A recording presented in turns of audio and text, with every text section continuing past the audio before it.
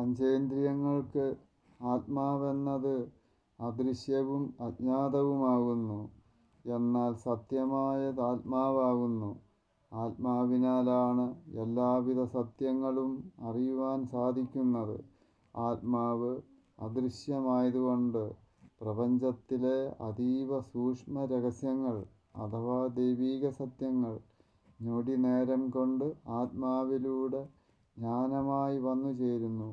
ദൈവാംശമായ ആത്മാവ് ദൈവീക സത്യങ്ങളായവ